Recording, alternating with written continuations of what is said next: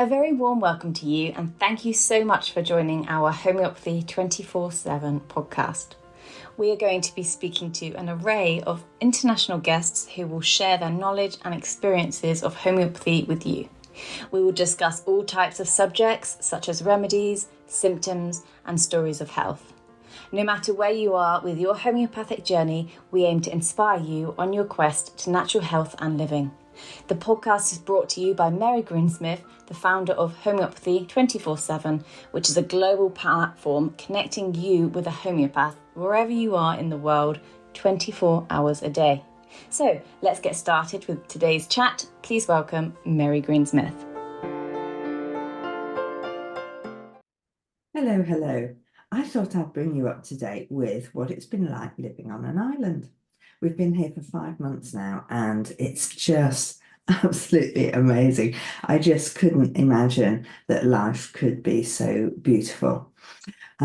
It is something that I had always wanted to do, living away from everybody else. When I was 21, I moved up to Scotland, and had a small holding, and I'm quite happy in my own space, doing my own thing, being self-sufficient, and trying to live a life that's simple, not relying on big companies, big pharma. Obviously, that's where being a homeopath fits in, my whole ethos in life, just not relying on the big companies.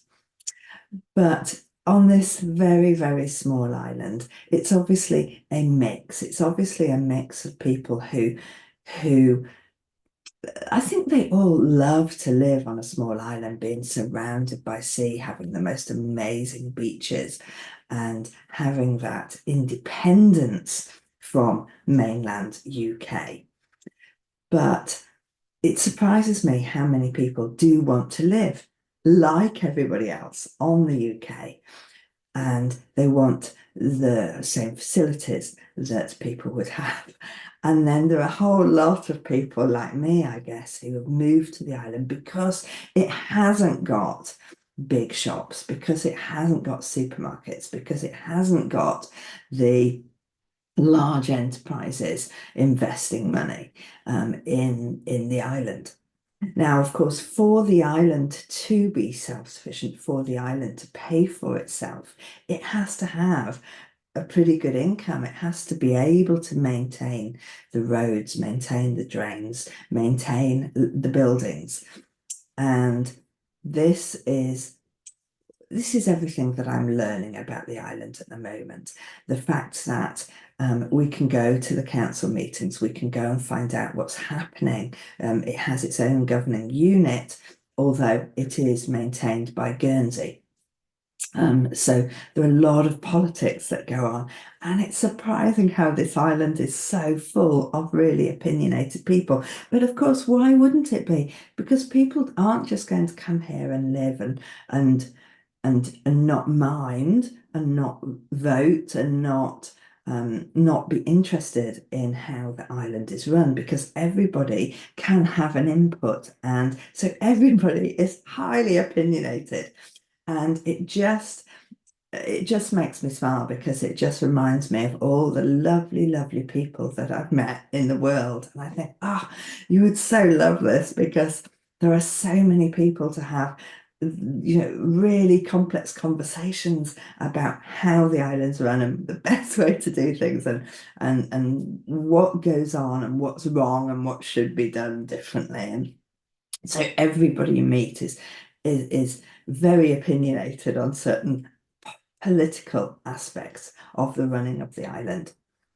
But for me, and my very short experience so far, and it is a short experience because we have been busy making a garden, making a vegetable garden, and getting the house habitable, and making it so that we can enjoy a long life here. And that means we have been quite insular. It means that we haven't been going out to all the activities. And my goodness, how many activities are going on in this small island with a population of under 2,000 people? There's something like 100 clubs, and there's things going on every day. And then, of course, they put on special events. And this week is Blooming Alderney Week, where people open their gardens and you can just go around and walk around other people's gardens, and it's just so lovely because they're not all pristine and well kept. They are very much do what you can, because for us creating the garden here, it has been really interesting. Can you imagine trying to create a garden without big garden centres around? So obviously I bought a lot of plants, pots and small plants and cuttings with me. And obviously growing a vegetable garden is mostly annuals, so that's quite easy to get going. And I was very lucky because we live quite near a field with horses, so I was able to go and get horse muck, and we went to get seaweed and put that, made a great mix. I've done raised beds, but I did dig down a foot to put in horse muck because the horse muck was fresh. Nobody has piles of rotted horse manure here. They just take it straight away. So the horse fields don't have rotted manure. So I was getting fresh manure. And I've done this before when I've created a garden, just dug down deep, put the fresh horse manure at the bottom, then seaweed, and then the soil on the top, and then mixed up the top as well. Now, the amazing thing that we found here on the island is that we have a green waste, so we have recycling. Oh, let's talk about recycling because that's very exciting here on the island. We have a green waste where everybody takes their garden waste, and at the green waste, they have a huge, great chipper. And they obviously pile up the green waste as well. And so they create compost over years, and they've got banks and banks of compost that you can go and get for free. And which is just as well, because seed compost, if we buy bags of compost here, it's over £9, between £9 and £10 a bag, which is extremely expensive, especially when you're just starting a garden and you've got lots of seeds to do. I was very stingy when I first arrived, and I thought, oh no, the soil's really good, I can just use this. But actually, I've got quite a few pots that I've got no idea which are weeds and which are seeds that I actually want. So I have learned from that, and I have been and bought some seed compost for my potting on, and put the tomatoes in as well. Because, of course, until you get to know the weeds that you've got here in your garden, then it's very difficult. For me, it's difficult because I haven't had a garden for quite a few years, as I've been living on a boat and only had a very small garden in Devon. So it's going to take me a little bit of time to get used to which weed seeds are what, because that's what I really want to know. I have recognised actually in the vegetable garden, I've got a lot of verbena coming up, and I do recognise verbena because I love the big verbena bonaris, which grows really 6 foot high purple flower heads, and I recognise that, and I've got it coming up everywhere. So I'm just going to leave it in the beds until it's quite big to transplant to where I could have walls of verbena. But going back to the green waste, we can go and pick up compost, which is it's big chunky compost. It's no good for seeds, but you know it's got quite big branches in there, about 3-4 inches. So you wouldn't want to use it all of the time, but for the garden, for going on top of your flower beds, going on top of your vegetable garden, is absolutely perfect. But the wonderful thing is you can also get chippings free, so wood chip, and where they've just ran all the branches through the wood chip machine. And in actual fact, we decided to do our vegetable paths with the wood chip, because then we would obviously it's going to be a lot cheaper than putting down paths. It's a lot easier than doing anything else until we get to know everything else. So in actual fact, in the end, we were going down in the car and picking up dustbinfuls of wood chip and the compost. And then we asked the farmer to bring us a trailer load of the wood chip so that we could lay paths around the whole vegetable garden. So I will put photographs in that so you can see those on the YouTube channel. So we've had lots of wood chip and we need to go and get some more now. We have had lots of compost and I've been putting that on top of the beds in between the plants just to keep the moisture in. And so the idea that we can go, we have got this facility and it's just down the road is just amazing. Luckily, we brought with us our big car. Now, our car has quite a story in that we just purchased the car very cheaply in order to bring everything back from Greece from the boat when we had to move back to the UK. And we kept saying, if it only gets us that one journey, then it's paid for itself, because the car actually costs less than the flights back to bring the dog back. And the car is still going, and the car now has had seats removed so that we can do lots of green waste runs, because our garden when we arrived was so overgrown.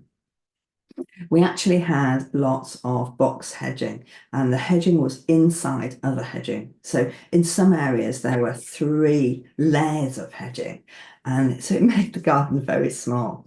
And when I put on the marketplace, does anybody want any box hedging? One lady came up and said, yes, I'll take it. And I said, how much do you want? She says, whatever you've got. So I'd advertised for 5 box hedging.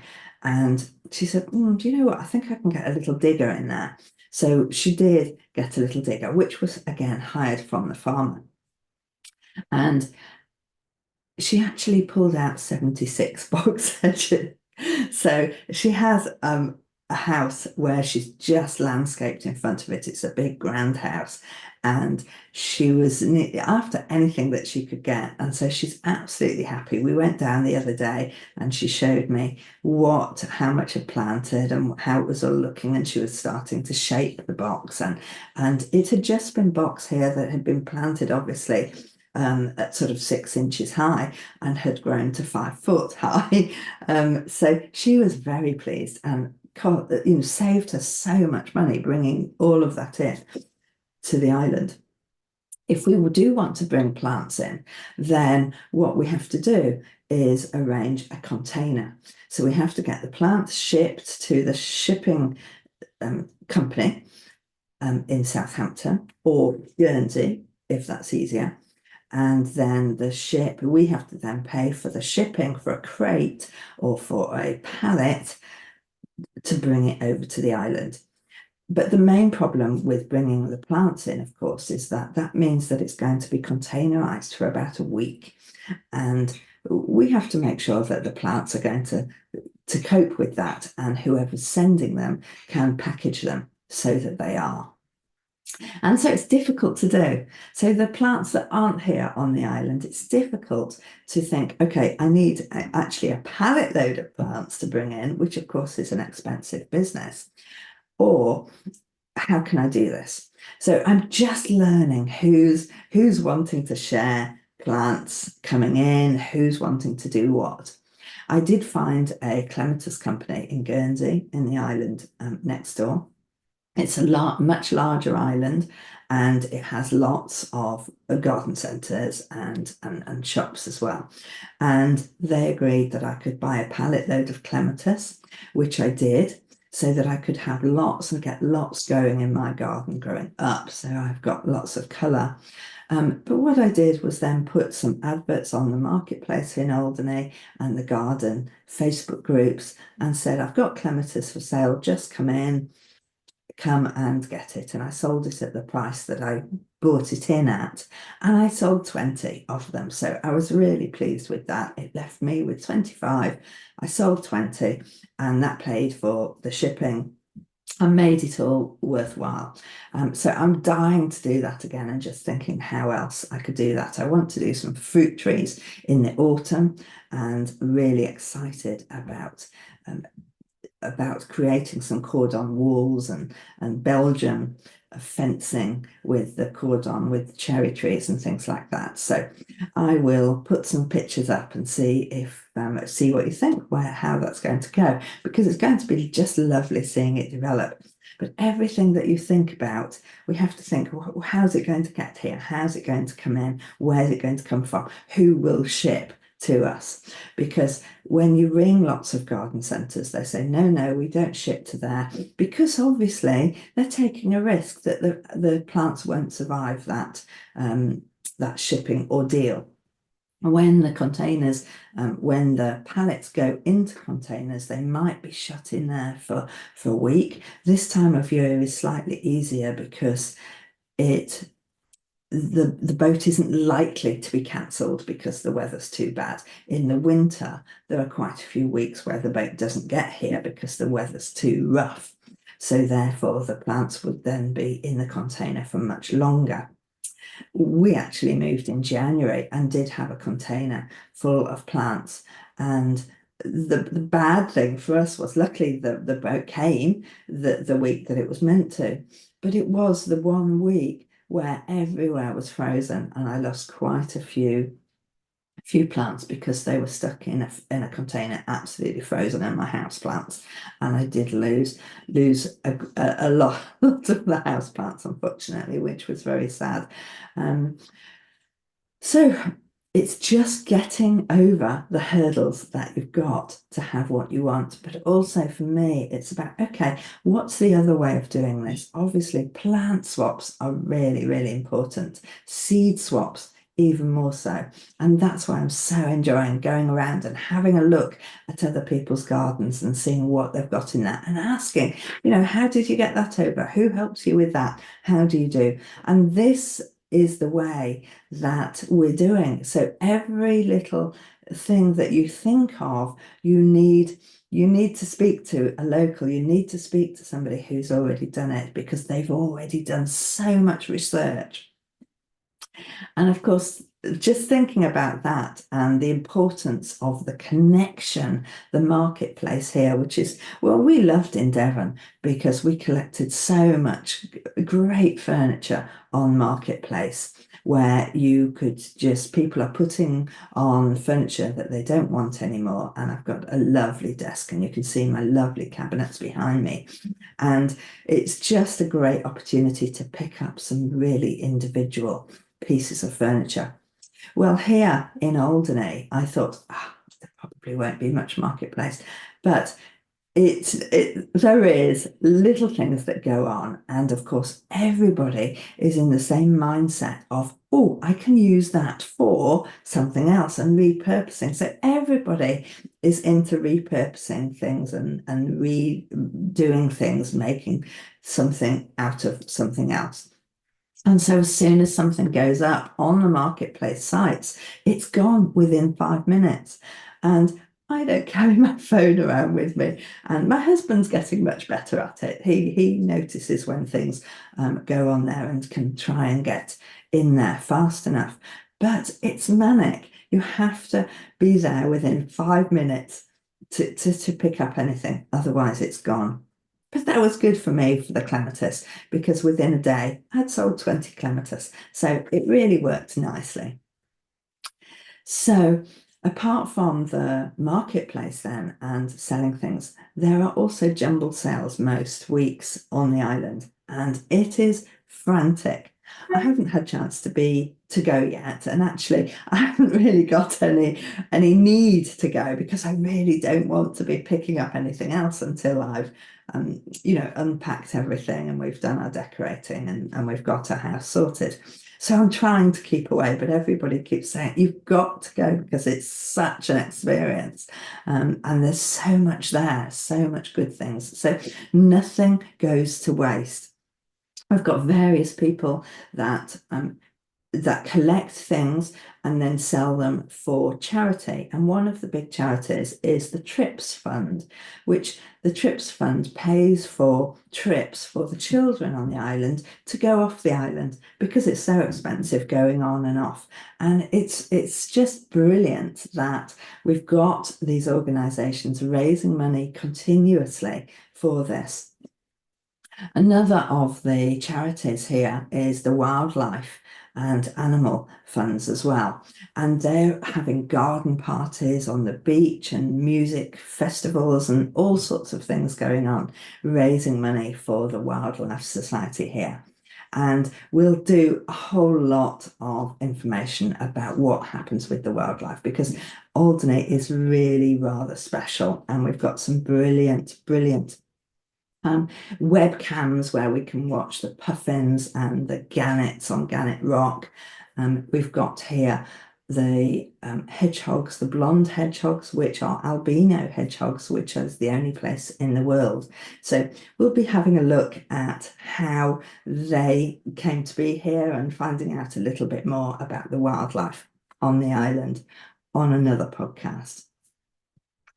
But I just thought that it was a really good idea to bring you up to date with what's happening on the island in my very short time of being here and how much I'm enjoying it. So I'm just going to give you my top tips so far that I've really think that are beyond beautiful of living on an island.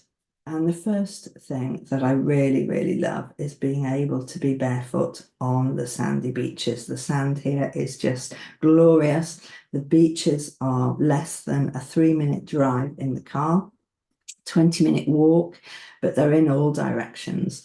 And the beaches are just so beautiful. We can walk, just us, myself, my husband, my dog, barefoot along beaches, and that has to be the most beautiful experience to be able to do that every day. Now, the dogs actually aren't allowed on most of the beaches from June until the end of August, beginning of September. So we've got 3 months now where we can only go to selected beaches. But there is so much history here, it's just amazing. But let's go back to my top 10 points that I'm really enjoying about the island. Number 2 is the fact that I'm surrounded by people who love to reuse things, who are really into repurposing everything and will think, don't throw that away because somebody might need it. And it's really useful. I love that about everybody on the island. I love number 3 is the small independent shops, and the fact that every penny you spend on the island helps somebody. And it's not cheap to live on an island.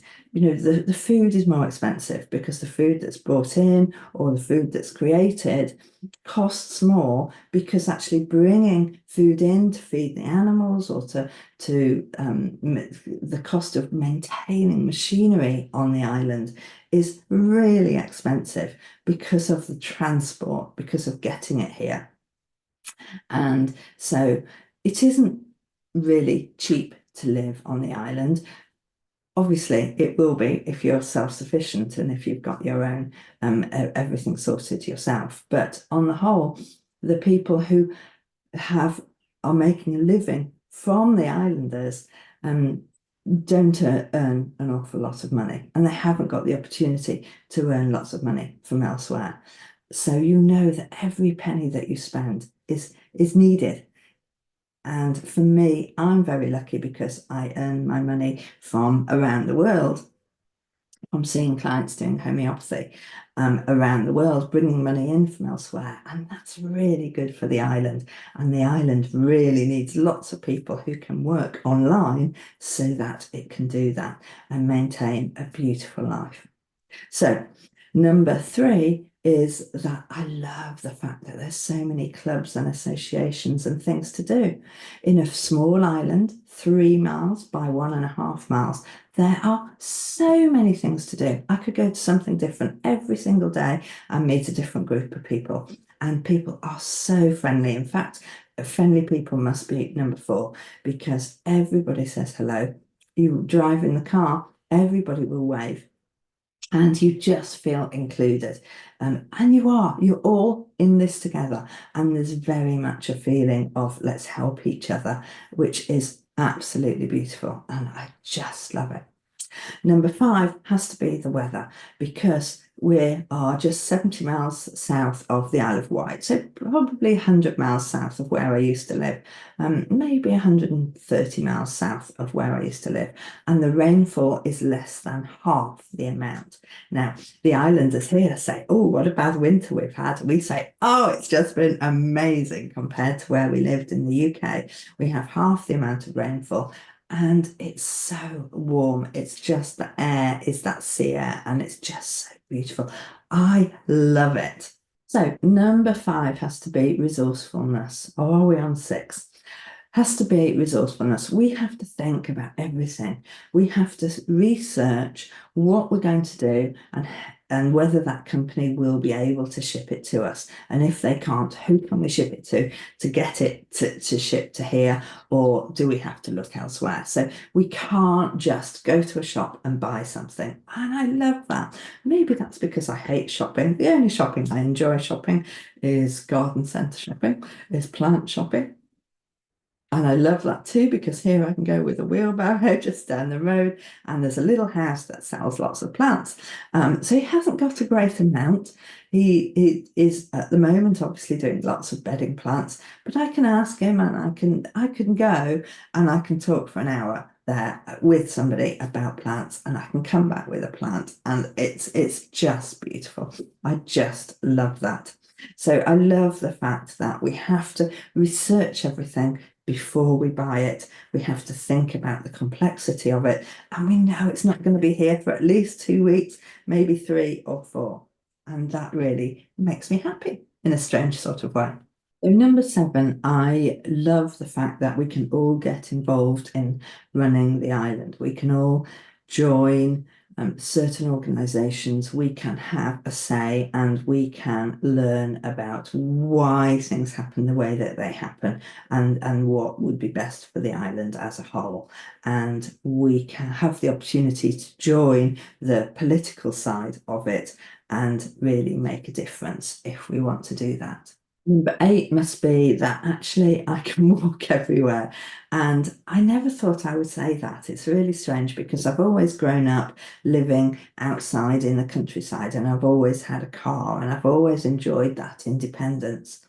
And then living on a boat obviously meant that I didn't have a car, and it took away that need that I have to have a car, I have to have my own car, I have to be independent. And now I just love the fact that everything is just down the road, and nothing takes long, and we can go anywhere in any direction, and beautiful, beautiful scenery. And you often go the long way round because you can, and because it's just so beautiful. And I went a couple of days ago and met my husband down in the sailing club because he's working helping out with the water taxi occasionally, which is next to the sailing club. So I thought, well, it's a lovely day, I'll walk down and meet you and we can have a drink. And I walked the long way round, just down to the beach and along the beach. And I hadn't done that walk before. And then I suddenly realized that I was in German tankers. Now, the Germans took over Alderney during the Second World War, and they created lots of bunkers and lots of areas. And in this part of the island, they've got the German trenches. And I got lost in the trenches and I couldn't get out, and I had to backtrack all the way back and then go round the German. So we've got so much investigation to do, because here on the island we have got Roman forts, we have got Victorian forts, and we've got the German forts. So it's an island which is huge amount of fortifications all around the island, everywhere you look. And a lot of them are being not restored, but made into where you can go and learn. And they run a little film and have information posts, so you learn more about what was happening at that time. We also have lots of digs, so Roman digs, and where they're finding all sorts of things, and realize that people have been here for thousands and thousands and thousands of years. And it's just amazing. The history for this island is incredible. My ninth love of the island is the fact that you learn that, for instance, the farmer, who's such a lovely chap, he obviously, his family run the milking herd, and the milking herd, they produce milk, cream, yogurt, ice cream, and all sorts of extras, butter as well. But they also have a lot of machinery which you can hire. You can hire with the driver, and they collect a lot of things from the ship and bring that up to you. So you get to know them very well. They know everybody on the island. You learn so much from these relationships. And I love the fact that everybody helps each other achieve what they want to achieve. And that is just such a lovely place to be. We have talked so much to people on this island, whereas where we were living before, we didn't really get to know many people outside our little area, if you like. And here you have so much more opportunity for interaction, and I really, really love that for the island. And of course, the number 10 thing is the fact that it's not busy here. I can walk on the beach on my own. I can go for a walk and not see anybody. I can interact with people, but we're not crowded. There's no traffic jams. There's no traffic lights. There's no roundabouts. There's very little traffic. There's just the feeling of space, even though it's not that big. So there we go. That's my top 10 areas for living on the island right now. I hope you enjoy. Thank you so much for joining me in this island journey. It has been such a pleasurable experience just to be able to share that with you and run through some of the thoughts and feelings as we grow and develop on the island. Now, next week I'm going to be talking to Liz Mackenzie, and she's a homeopath. She is on the Homeopathy 24/7 team of homeopaths, and we're going to go right back to basics and find out a lot more about remedies like arnica. I hope you'll be able to join me. I look forward to seeing you there. I do hope you've enjoyed these episodes, and I do hope you can subscribe to our channels. Now, there are various ways for you to listen to our podcast or watch it on video on YouTube. So whether it's iTunes, Spotify, or YouTube, please do subscribe, and please do leave us a review. If you leave us a review on these platforms, then more people will see our podcast. We just want more people to share the joy of homeopathy. It's a choice that everybody should know about. Please do everything you can to help us help more people.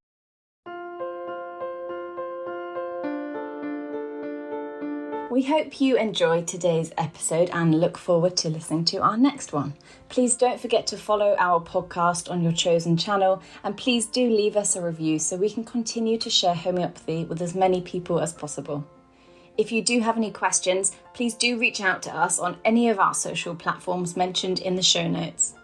We at Homeopathy 24/7 hope to empower you on your natural health journey.